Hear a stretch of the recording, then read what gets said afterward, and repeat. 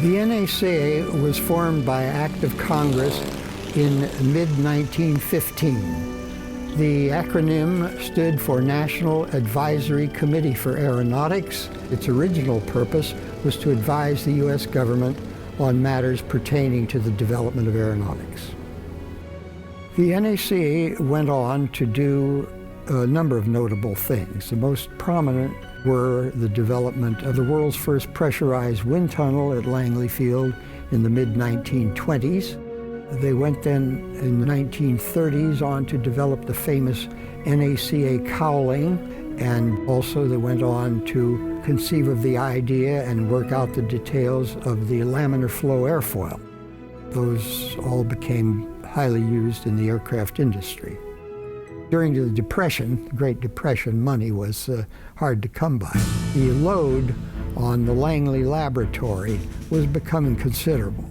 The NACA laboratory at Langley Field in Virginia was overbuilt. There was no room on the tarmac for flight research aircraft. There was no room for wind tunnels. Most importantly, there was no electricity available to drive any new wind tunnels that could be constructed there. We are on the verge of war, for which we are still unprepared. The American Army has only a few hundred thoroughly modern bombers and fighters. Less, in fact, than Germany is able to produce in a single month. Trips were made to Germany by George Lewis, the director of NACA, and Charles Lindbergh, to see what was going on in Germany. What they did see really opened their eyes. Germany was far ahead of the United States in aeronautical research. It seems to have been a growing consensus among the military in particular, also the NACA, and some growing feeling in the Congress that something needed to be done. A, our only laboratory is on the East Coast. B, the aircraft industry is moving to the West Coast. We ought to establish a second laboratory. A site selection committee was formed under Colonel Lindbergh.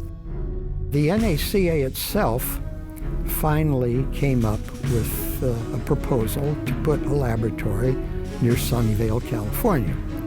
The final act of Congress to fund the new laboratory here at Sunnyvale was in June of 1939. Why Moffett Field? It was located on the West Coast, close to the West Coast aircraft manufacturers in Los Angeles and Seattle. And probably most importantly, there was a craft tradition in the Bay Area. This came in very handy when Ames had to build huge wind tunnel hulls or very tiny electrodes that served for very sensitive instrumentation.